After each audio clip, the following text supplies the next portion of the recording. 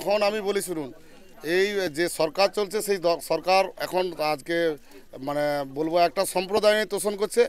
আমি বর্তমানে এই ঘটনা যখন জানি এখানকে আসার আগে থানায় ছিলাম, ময়না থানার পুলিশ আমি আজকে দেখলাম, আর নতুন থানাতে গিয়ে একটা অভিজ্ঞতা হলো। আজকে মুসলিমদের বাড়িতে বাড়িতে ঈদের শুভেচ্ছা পাঠাচ্ছেন মমতা ব্যানার্জি, কার মাধ্যমে না পুলিশের মাধ্যমে। ময়না থানার ওসি দুটো গাড়ি ভর্তি করে গিফট নিয়ে যাচ্ছেন, যেন মনে হচ্ছে আমি বলি কোথায় কি বিয়ে বাড়ি হতে থানার কোনো হয়তো কোনো স্টাফের বিয়ে বাড়ি টাড়ি আছে বোধহয় যাচ্ছে। পরে দেখলাম মমতা ব্যানার্জির ছবি, যে তারা যদি এই মানে প্রশাসনকে দিয়ে যদি ঈদের শুভেচ্ছা পাঠানোর জন্য মমতা ব্যানার্জির ছবিটা পাঠানো যায়। আর আমরা তো বারবার বলেছি যে এই সমস্ত জায়গায় মদের কারবার, আমরা বাকচায় ক্ষমতায় আসার পরে বাকচায় প্রায় মদ নেই বললেই চলে, যেও দু একটা জায়গায় যদিও চলে সেটা প্রশাসনের মদতেই চলে। আমি নাম ধরেই বলছি, এখানকার যে সন্দীপন জানা, সে রাত্রি 8টার পরে সুস্থ অবস্থায় থাকে না।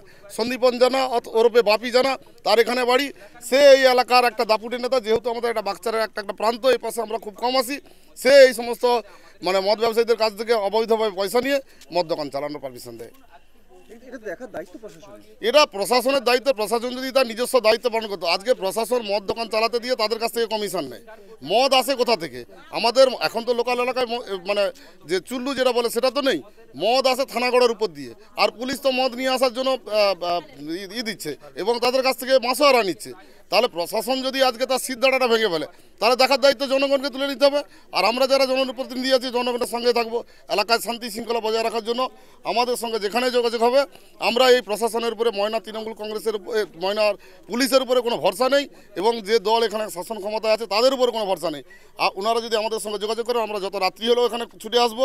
যে প্রান্ত থেকে মদের অবৈধ কারবার হবে আমাদেরকে শুধু একটু খবর দেবেন, আমরা গিয়ে সেই দায়িত্ব তুলে নেব। কেন আমাদেরকে, আমাদের পরিবারের ছেলেমেয়েদের, আমাদের প্রতিবেশীদেরকে ভালো রাখার দায়িত্ব আমাদের কাঁধে তুলতে হবে। প্রশাসন বলে, পুলিশ বলে ময়নায় কেউ নেই, তাদের সিদ্ধারা ভেঙে গেছে। তারা কেবল একটা মানে শাসক দলের হয়ে থাকার জন্য ব্যস্ত।